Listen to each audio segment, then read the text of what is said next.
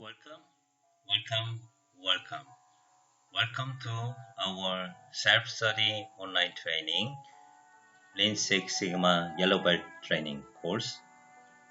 And this fifth chapter is graphic tools. Mostly we have a lot of data and we handling the data and get information from the data. But before analyze any kind of data, please check graphic tool first. If not, it's not easy to check the data trend and patterns. So from the graphic tools, sometimes we could find the feature, the signal, sometimes we can find the root cause as well.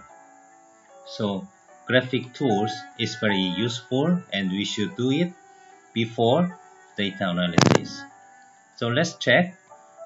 In this course, I want to introduce bar chart, pie chart, histogram, line chart, cause and effect diagram, Pareto chart, scatter plot, box plot, and control chart. Let's start. Yes, this is bar chart. Yes, it's very similar, like a column chart also. And this x-axis is mostly based on the time trend. This y-x is mostly amount, price, or the y. Let's see more.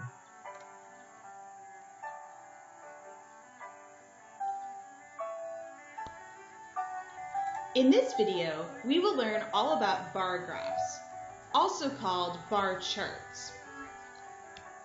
Bar graphs are used to display categorical data, that is, data that you have that is broken down into categories.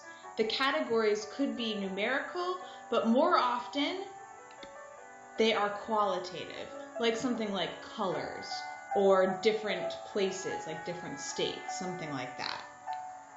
When making a bar graph, you'll have different bars for each of your categories, and the length of the bar will correspond to the value for that category or the frequency of that category. The bars can be horizontal or vertical depending on your preference. For example, we could make a bar graph for the number of students in different electives or extracurriculars at your school. The different extracurriculars would be your categories, and the different heights of the bars would be based on how many students are in each of those. So if you want to make a bar graph, you should first set up your axes. You're really going to be working in one quadrant.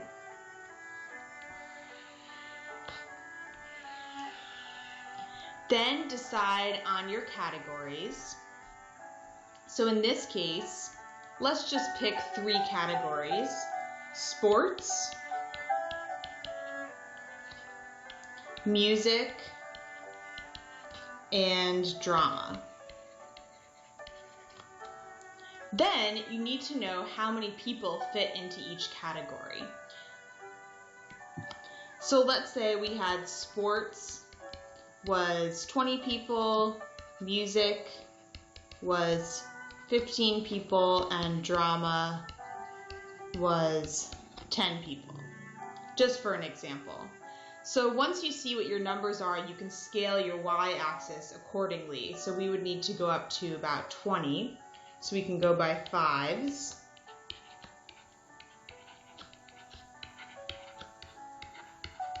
And then you want to make a different bar for each of your categories. So for sports, we need to go up to 20. So we're going to make a bar that goes up to 20. One important thing is that your bars should not touch, and all of the bars should be the same width. So then for music, we're going up to 15. Notice how the 2 bars are not touching, and they're approximately the same width. and then for drama we'd go up to 10. So this is a basic example of a bar graph. Again, as I've said, the two most important things is that the widths of all of your bars are the same, and there has to be a space between the bars. This is because the data is categorical, and it doesn't really make sense to think about sports and music being connected. It's almost as if they're in different graphs altogether. They're representing completely different things, but we just want to compare the numbers for each of those three things. But it's not a continuous set of data. The last thing that you should do is label your axes with what they represent. So we would say our x-axis is our extracurriculars, and our y-axis is the number of students. Now you could have made this bar graph completely flipped, and it would really be up to you if you wanted to do that. It would just mean that you're switching where your frequencies, the number of students were, and where the extracurriculars were. So it would look like this, and we would have number of students here, and the extracurriculars here, and we would have just had sports, music, drama, and it would have looked, something like this.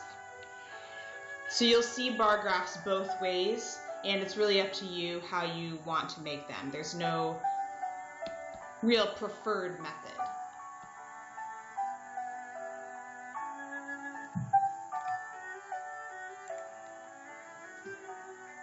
Okay, this is the simple, but we can see clearly the pattern of the data.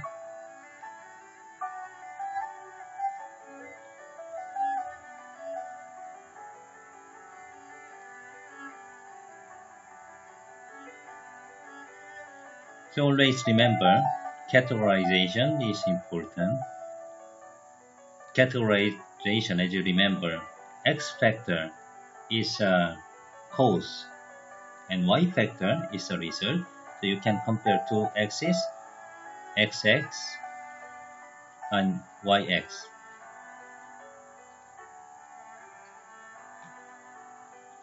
Second one is pie chart, and this looks like pie.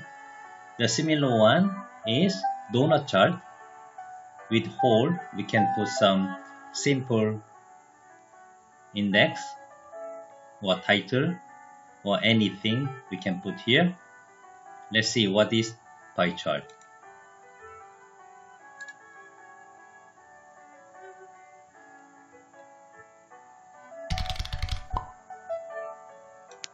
By now, we should be very comfortable making bar graphs to represent data. We have looked at normal bar graphs, joint bar graphs, subdivided bar graphs, and percentage bar graphs.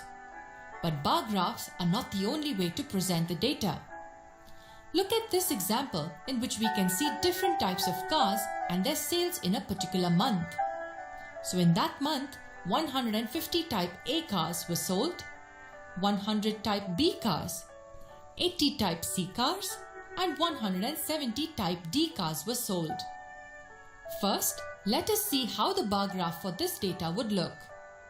4 bars to represent the sales of 4 types of cars. An appropriate scale of 1 centimeter equal to 40 cars was chosen. We can see that car D was the best-selling model in that month, and lesser numbers of car C were sold. But is there any other way in which we can represent this data? Assuming that these were the only 4 types of cars sold, this is another way in which the data can be shown. It's a circle divided into 4 parts or sectors of not necessarily the same sizes. If all these regions are sectors, it means this point has to be the center. But what are these regions? They represent the 4 parts, sales of each, A, B, C, and D. Do not worry about how we drew this. We will see that soon. Just try to understand the logic first. Assume this entire circle represents the total number of car sales. These four sum up to 500. 500 cars were sold that month. This region A represents 30% of the total sales, which is 150 cars. How did we get this 30%? 150 divided by 500 multiplied by 100, and that's 30%. In the same way, B represents 20%, which is 100 cars. C represents 16%, which is 80 cars. And D represents 34%, that is 170 cars. 150 is 30% of 500. 100 is 20% of 500. 80 and 170 are 16 and 34% respectively. The region A covers 30% of the entire circle. Region B covers 20% of the entire circle. And region C and D represent 16 and 34% of the entire circle. We use a circle to represent the total and make parts of it to represent each category. This type of representation is called a pie chart.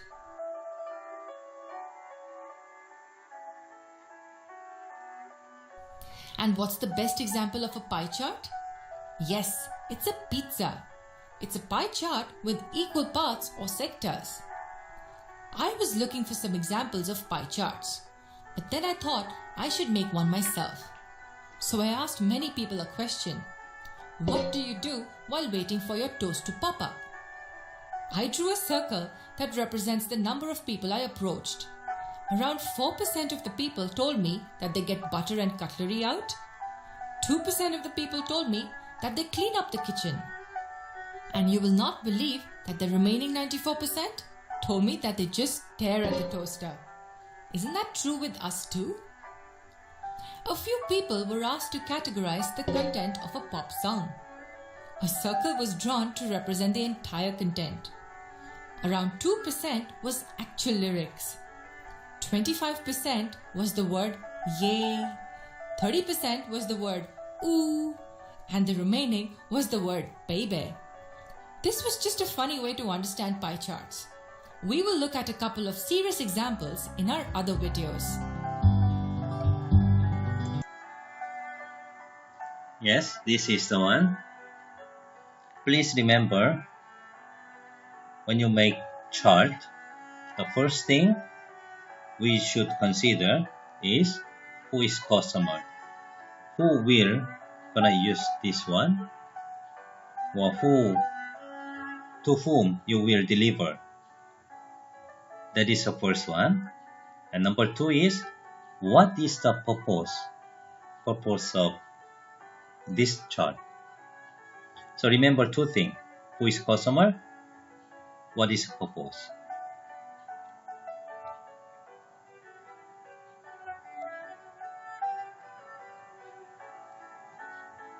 And this is a histogram. This one is normally used in statistics. That is the basic of it. And everybody knew about this. But this time, we can study more about histogram, how we can draw it. So we can understand more when you see or face the histogram.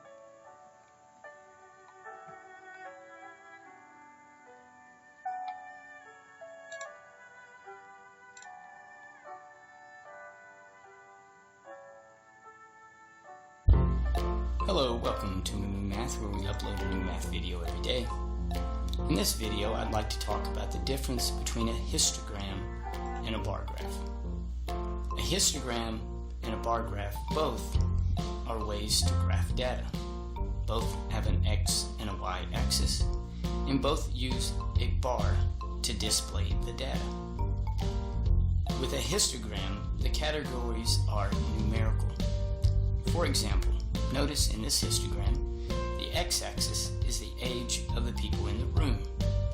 The ages are grouped in a numerical range.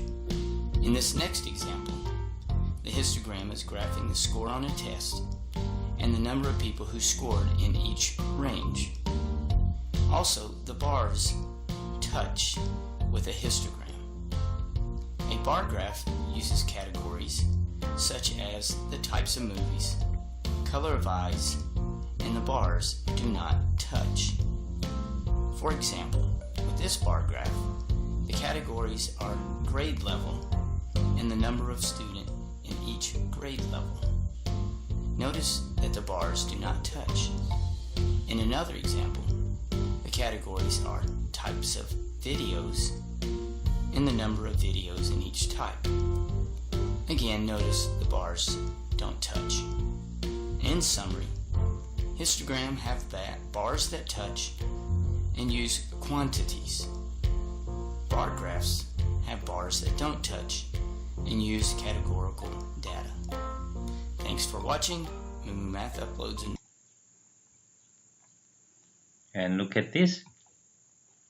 Used to examine the shape and spread of sample data, histogram divides sample value into many intervals called bins. Bars represent the number of observations falling within each bin.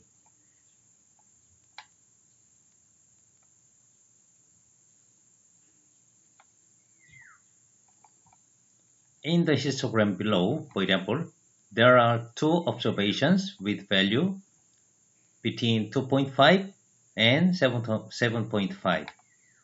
2.5 to 7.5. And two observations between 2.5 and 7.5.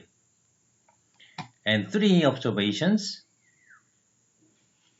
from 7.5 and 12.5, like this.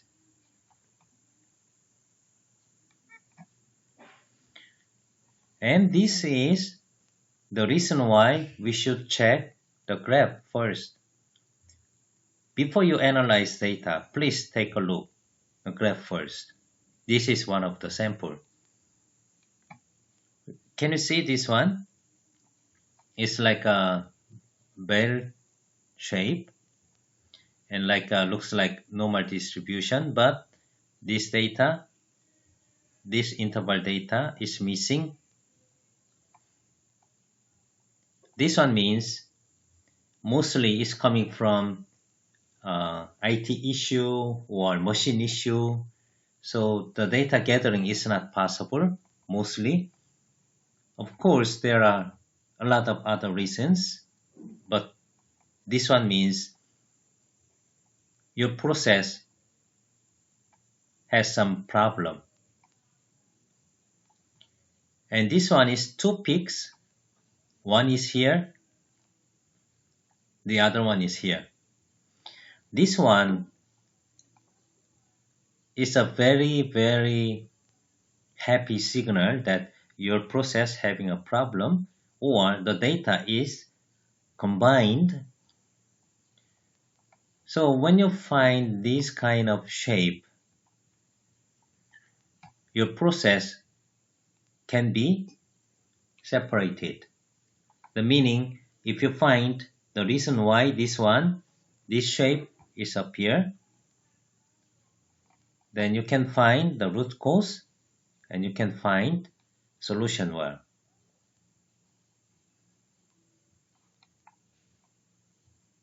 Yes, this one having some losing some data on the right side.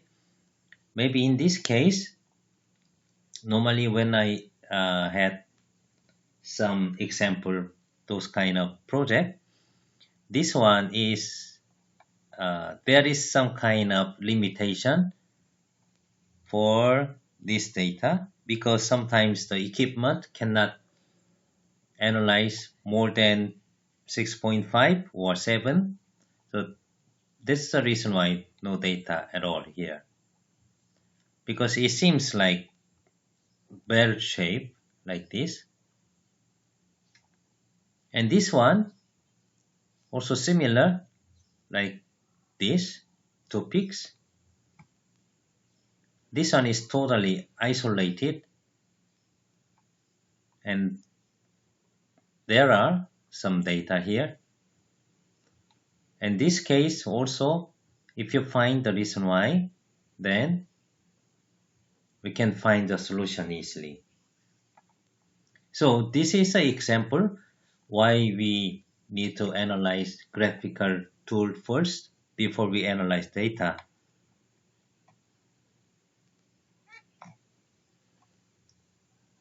And this is a line chart, mostly histogram or bar chart or column chart, and the line chart is the one we used for graphical tool, line chart. So we can see the trend simply. It's very useful for checking the trend, especially time series.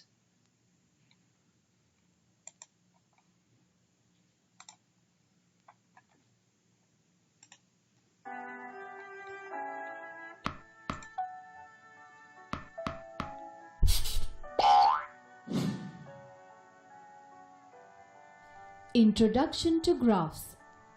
Bar graph, pie chart, histogram, line graphs and charts. We know that data presented in the form of a table, chart or a graph is easier to understand. We can quickly make comparisons and predict trends. Let's quickly go over the basic graphs that we already know. Bar graph. This has the variable quantity, that is marks, temperature, income in rupees, etc. on the y-axis, and the independent quantity, that is the year, the day of the week, the name of the people, subject, etc. on the x-axis. In this case, we can quickly compare the performance of Sunita across different subjects. See which ones she's doing good in and which ones she's not. We can also see how much difference there is in her performance across various subjects. We can plot values for two different cases on the same graph. This becomes a double bar graph. In this case, we have plotted the two graphs in one. The literate people across 4 cities and the illiterate people across the same 4 cities. Now, we can make even more comparisons. So, double bar graphs are also widely used to represent data. Fridge activity graph. Can you see why this bar graph is funny? Chance of doing stuff wrong. Can you see why this bar graph is funny? How far back your seat tilts on an airplane. Can you see why this bar graph is funny? Things need not always be shown on the x and y axis. When we take a survey of a certain number of people and want to show who likes what, usually a pie chart is the best way to show it. This pie chart shows you the different ways children come to school. You can quickly see that more students come by bus than by any other means of transport. You can also see that it's a bit more than a quarter of the students who come by bus, but not really half. Without even knowing any of the numbers, a pie chart lets you see comparisons in an instant. What I do while waiting for my toast to pop up. Content of a pop song. Can you see why these pie charts are funny? Histogram. A bar graph that has no gaps in between the bars is called a histogram. So, the values on the x-axis are also continuous. There are no gaps between the bars and values are shown on a continuous numeric scale. The area of each bar is proportional to the frequency. Look at this histogram that shows us the height of trees in a garden on the x-axis and the number of trees of that height on the y-axis. Why is this graph a histogram? There are no gaps between the bars and the values are continuous. Now, there is one problem in this histogram. If you look at the x-axis, you can see that the first value is 60 and then the values go on increasing by 5. This is not okay. We should have had values like 0, 5, 10, 15, etc. on the x-axis. However, there are no trees that have that height, so the space would be wasted and our histogram would be very long. So what do? We add in a jagged line on the x-axis. You are allowed to use it once in a graph. Here's a joke to let you see how a histogram turns into a bar graph. Sorry, we just can't trust you. Line graph or line chart. A line graph or a line chart is a type of graph where the data points are connected directly. The final graph looks like a zigzagged line. Most of the times these graphs are used to show the values of something changing over time. So the time is taken on the x-axis and the y-axis has the value that changes. Could be temperature, population, price, etc. Look at this graph that shows the number of problems out of 20 that Samir got correct in the math practice tests. You can see that his score is rising with each day. So he is getting better. His score improved a lot between day 2 and day 3. By how much did his score improve between day 2 and day 3? So 12 minus 4, which is equal to 8. Between which 2 days was the improvement the least? The improvement was the least in between first day and second day. We can even compare the changes of different values by plotting the points on the same graph and then drawing the lines in different colors. Look at this graph that shows the money that Geeta and Radha save in different months. Can you compare their savings? In January, Geeta was lower than Radha. In April, their difference was the greatest. How much did Geeta save from January to May? In January, she saved 1,000. In February, she saved 2,000. In March, she saved 2,500. In April, she saved 3,000. In May, she saved 2,000. Therefore, in total, she saved 10,500.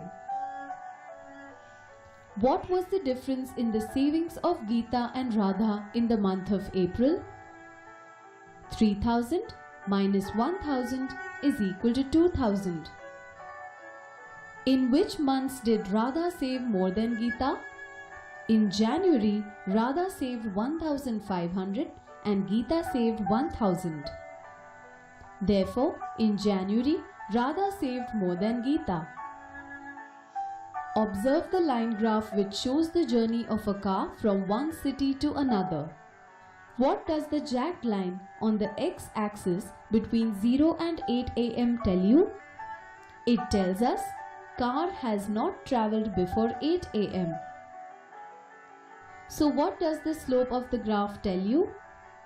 On the x-axis you have the time and on the y-axis you have the distance travelled. The slope is a ratio of the y-axis to the x-axis. What is that? Distance upon time. That is speed. So the slope of a distance time graph tells you the speed. Now observe and answer. Is the speed of the car greater from 8 am to 9 am or 9 am to 10 am? At 8 am, car just started journey from city P. At 9 am, it was at the 50th kilometer. Speed is equal to distance upon time. Therefore, speed is equal to 50 upon 1. Therefore, speed is equal to 50 kilometers per hour. Now, distance covered by car from 9 am to 10 am is 150 minus 50, which is equal to 100 kilometers. Speed is equal to distance upon time. Therefore, speed is equal to 100 upon 1, which is equal to 100 kilometers per hour. Therefore, the speed of the car is greater from 9 am to 10 am. From 11 am to 12 noon, the slope is horizontal. What does that tell you? The car was 200 kilometers away from city P when the time was 11 am and also at 12 am. This shows that the car did not travel during the interval 11 am to 12 noon. How long did it take the car to travel 350 kilometers? The journey was started at 8 am. At 2 pm, car traveled 350 kilometers. Therefore, from 8 am to 2 pm, it takes 6 hours. Was the speed of the car constant throughout the journey? We found that from 8 am to 9 am, speed of the car was 50 kilometers per hour. From 9 am to 10 am, speed of the car was 100 kilometers per hour. This shows that the speed of the car was not constant throughout the journey. Draw a line on the same graph to show what it would look like if the speed was constant from 8 am to 1 pm to travel the 350 kilometers. Did you understand bar graph, pie chart, histogram, line graphs and charts? Yes. Excellent. If you like our videos, do share them.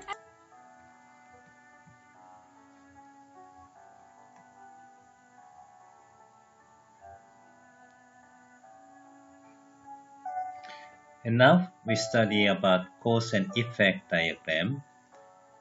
Cause and effect diagram, this one is another name, fishbone diagram or Ishikawa diagram, because Professor Ishikawa developed this one. And it looks like fishbone. Yeah, this is head and the tail. This is a body, like that. A commonly used cause and effect diagram. To organize brainstorming information about potential cause of a problem, we put here y, the result or problem here. And this one we put 5n plus 1e is potential problems, potential cause. 5m is man, material, measurement, method, machine. 1e is environment, normally temperature and moisture. Diagramming helps you to see relationship among potential causes. We can draw a blank diagram or diagram field in as much as you like, including sub-branches. Like this. For example, man, personnel, shift, supervisor, training, operator. This one is sub-branches. Although there is no correct way to construct a fishbone diagram, sometimes lend themselves well to many different situations.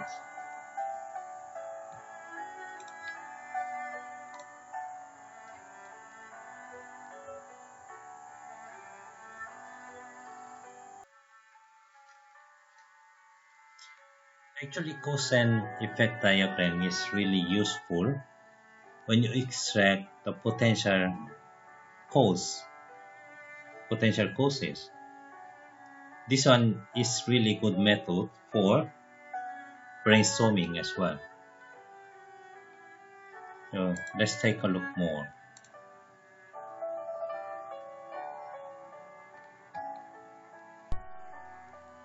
Hello, my name is Jeff Hajek. I am the author of What Do You Mean I Gotta Be Lean?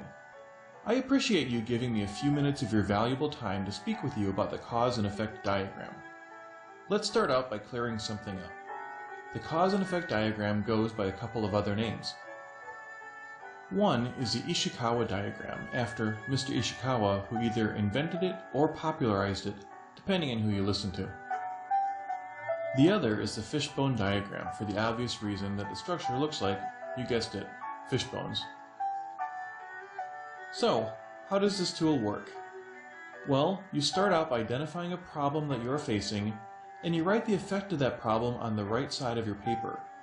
Alternatively, you may be doing this on a whiteboard or on butcher paper that you have taped on the wall if you're using this tool as part of a group project. Your next step is to draw a long, horizontal line as the backbone of the fishbone diagram. Then you're going to draw the spines off the backbone. These spines provide the groupings for the causes that you will be adding to the chart. In the standard version of the shop floor fishbone, you'll see 6 spines corresponding to the 6 M's. The 6 M's are materials, methods, machines, measurements, Mother Nature, and manpower.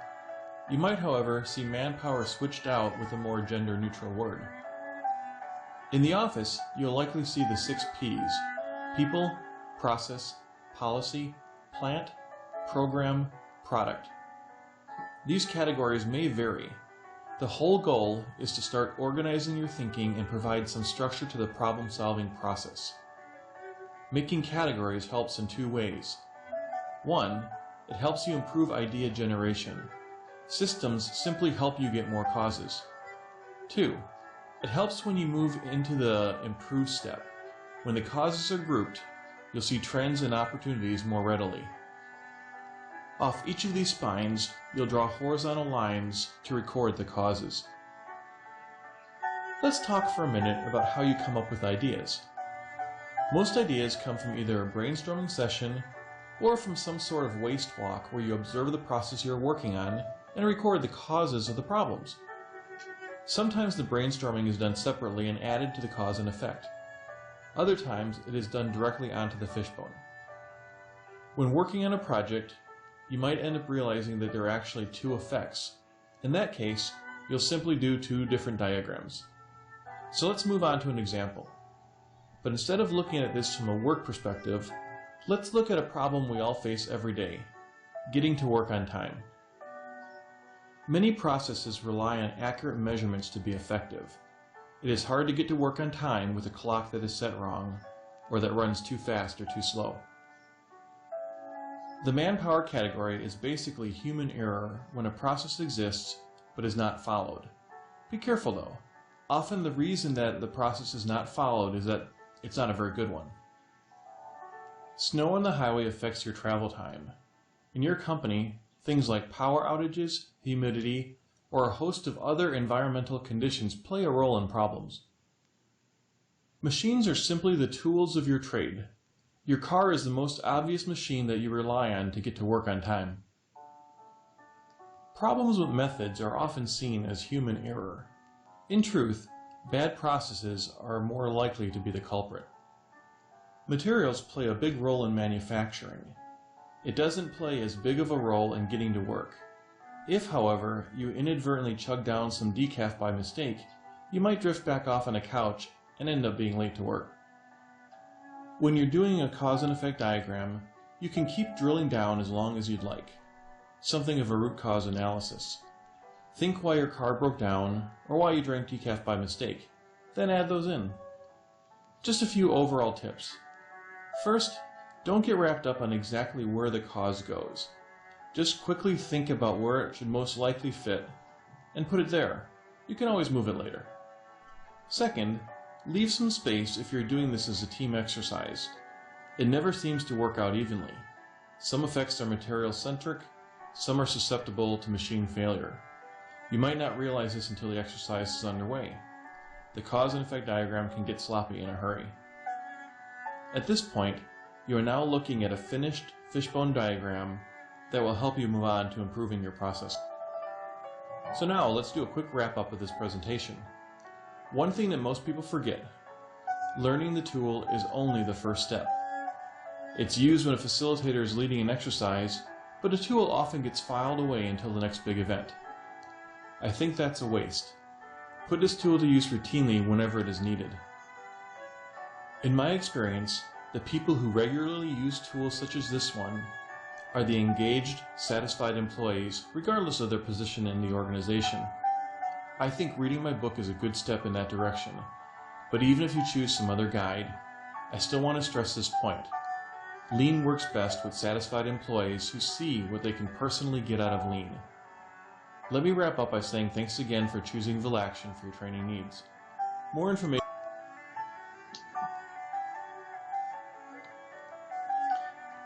Yes, the next one is Pareto chart. Mostly we know about Pareto principle. We call 80-20 rule. You see, the law of vital few and the principle of factory sparsity. Pareto principle states that for many events, roughly 80% of the effects come from 20% of causes.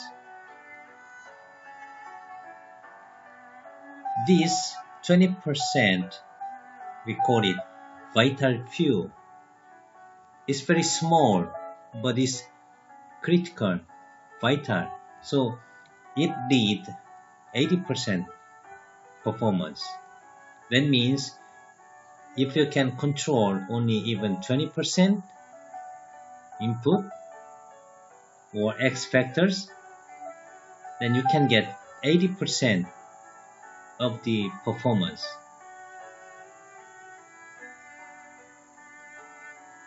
And actually, the Pareto principle is really useful. That means our resource is limited.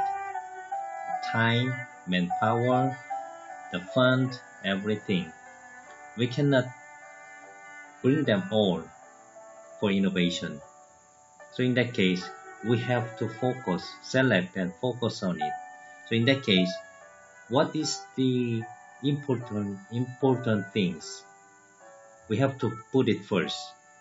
The meaning, if we can just handle 20% from the X factors, it's really efficient way, and then we can get 80% of the output one.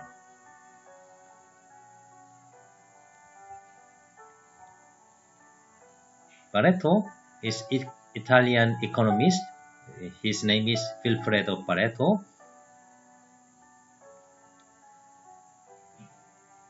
1896, he published his first paper. Cause, yes, this one is about Pareto principle. Pareto showed that approximately 80% of the land in Italy was owned by 20% of population. So 20% rich people occupy 80% of the land in Italy. And Vilfredo Pareto developed the principle by observing that 20% of the people in his garden contains 80% of peace. This is a common rule of thumb in business. For example, 80% of your sales comes from 20% of your clients.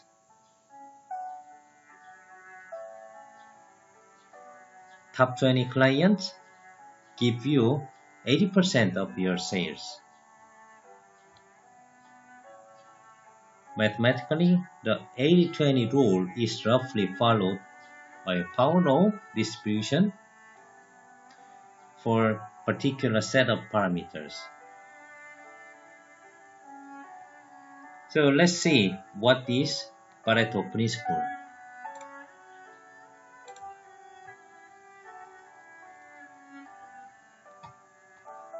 Hi, this is Presh Talwalkar. In this video I'm going to explain the 80-20 rule, which is also known as the Pareto principle. The 80-20 rule states that 80% of the results come from 20% of the causes. It was observed in 1906 by the economist Wilfredo Pareto, who noticed that 80% of the land in Italy was owned by only 20% of the population. The 80-20 rule has many examples. For instance, 80% of the world income comes from 20% of the richest people. The 80-20 rule is a good rule of thumb so that you can focus on only 20% of the causes to improve 80% of the results. But why does it happen? Let's do an experiment to find out. We'll start our experiment with 100 paper clips. We'll mix them into a pile and select 2 paper clips at random. We'll join those paper clips into a chain and then we'll put them back into the pile. We'll repeat the experiment by selecting 2 paper clips at random and joining them into a chain. We'll repeat this experiment over and over again, each time joining paper clips into chains if we selected them randomly. Over time, there will be some chains of paper clips which get very long. In fact, chains which are longer will be more likely to get picked, and they'll form even longer chains.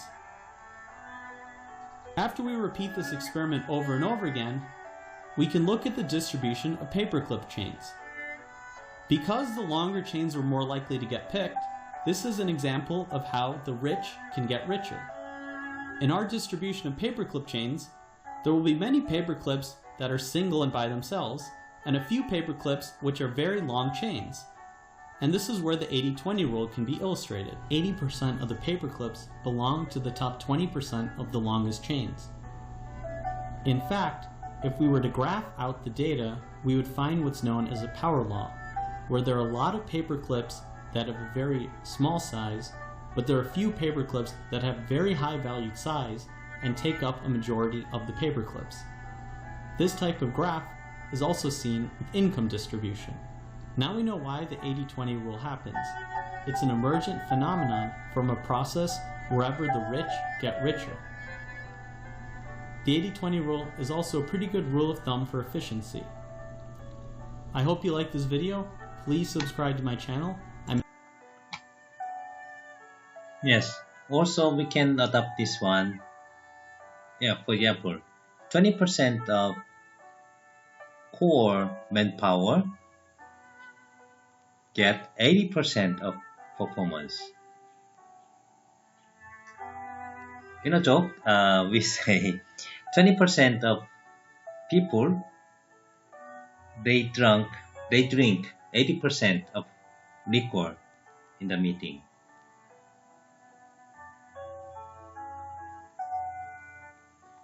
Please remember, Pareto principle is useful for efficiency because our resource is limited. So when you what will you gonna select and what is the impact? Remember, 20% of vital few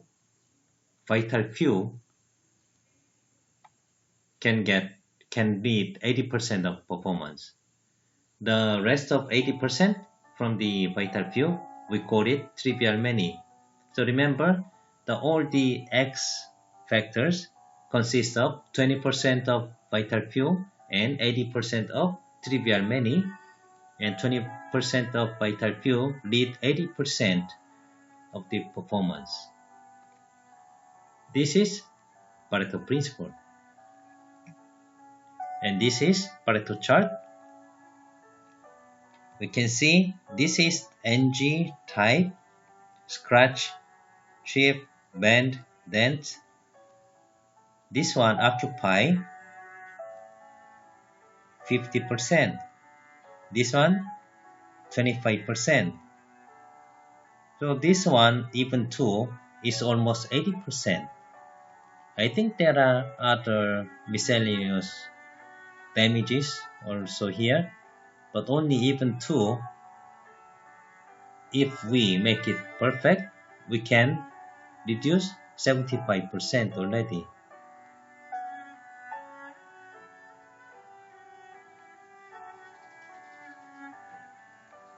And then Pareto chart, after this, we can break down more like this way. The one I mentioned, vital few 20%, and the 80% of trivial many is here. Let's study more about Pareto chart.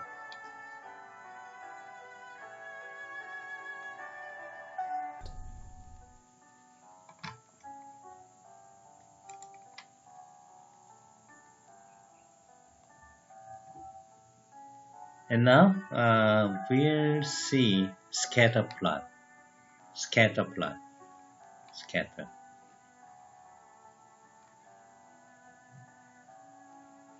Used to illustrate the relationship between 2 variables. Remember, variables. By plotting one against the other. Scatter plots are also useful for plotting a variable over time. Unlike a time series plot, you must provide a time variable from the worksheet. This is especially useful for data that are not entered in chronological order or were collected at irregular intervals. And meaning to say, if you don't need to check time series, this one is really useful for checking what relationship between two variables.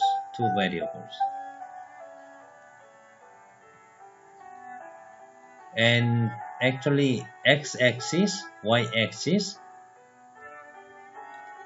no need to be x or y, 2 variables, just remember that. Sometimes can be, yes, x or y, but even x is okay. You can see only relationship. This is the simple scatter plot. This one together with grouping, white and black. And this one together with regression. Regression with a group. With connect line with groups like this. This is all about scatter plot. Scatter plot normally used before regression.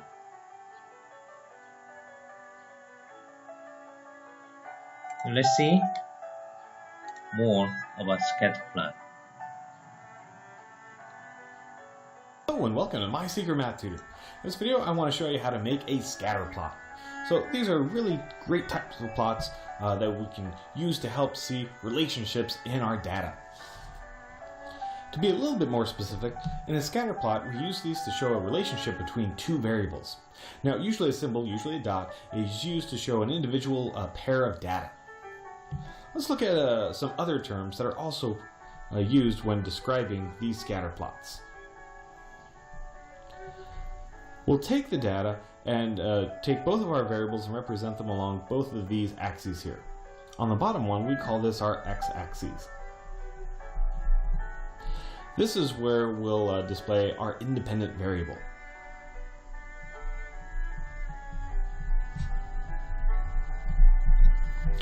Along the other line, our y-axis,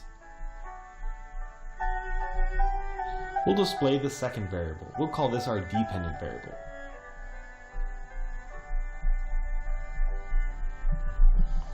Now you might be curious, like, how on earth do we know which one's the dependent variable? How do we know which one is the independent variable? Well, think of it this way. The dependent variable will change as a result of what the independent variable is doing. And when we get to my example, you'll probably be able to more clearly see which one is depending on the other one's value. All right, let's give it a try. So we want to create a scatter plot for the following data. And this chart or table here just represents the hours of studying and a particular exam score that some students had. So which one of these would depend on the other one? Well, we would think that whatever exam score they got probably depended on the hours of study. So we will say that the hours of study are independent and the exam scores are dependent.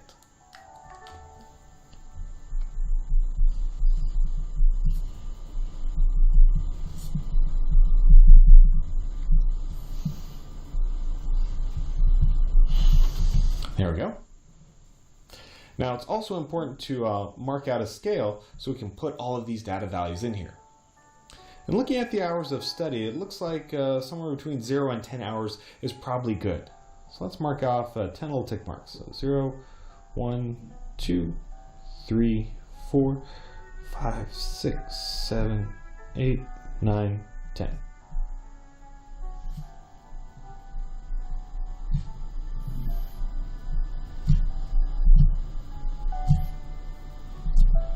So 1, 2, 3, 4, 5, 6, 7, 8, 9. Oops, got an extra one. 10. All right, along the other side, this is where our exam scores will go. Let's just do 0 to 100. So 10, 20, 30, 40, 50, 60, 70, 80, 90, 100.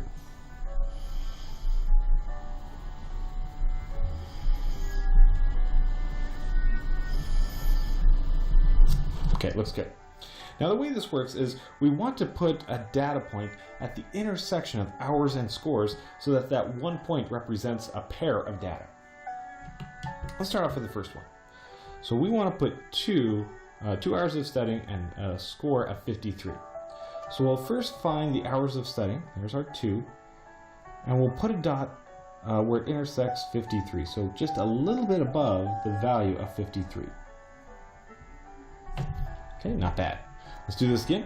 So we got 4.5 for 35. So 4.5 halfway between up to 10, 20, 30 and a half.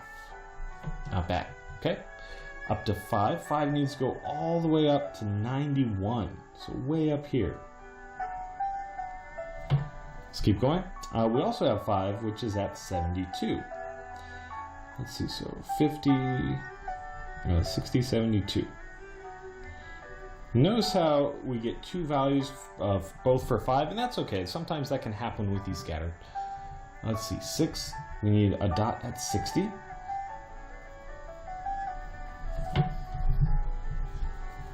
Three, we need one at 62.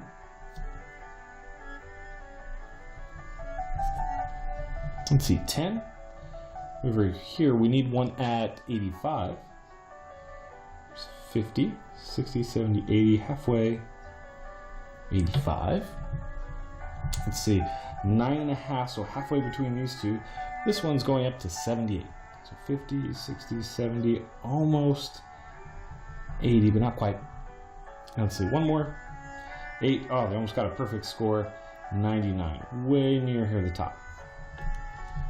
So the advantage of having something like a scatter plot to see all of your data points is you can start to see if there's possibly relationships among these two different variables. And if I was looking at this and if it was real data, I might expect that maybe exam scores are really have a strong relationship with the hours of studying. Maybe the more we study, the higher our scores are. Now if this is our data, then actually looking at it, maybe I'm not convinced that these two things are really related, because the people who are studying a lot aren't really scoring a whole lot better than some people who only score a little bit. They're still actually scoring pretty good. But it's a nice visual way that we can see those relationships and get a sense of what is happening between those two variables. All right.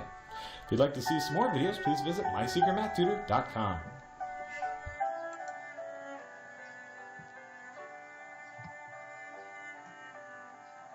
And now say scatter plot. For example, in this shape or pattern, we call it positive correlation. That means the more x factors increase, the more y factors increase as well. So positive correlation. And this is negative correlation. This is inverse. The more X increase, the less Y decrease. The more Y decrease. So this is negative correlation. And this one is no relation. So there are three types. The one positive, second one is negative, and the other no relation.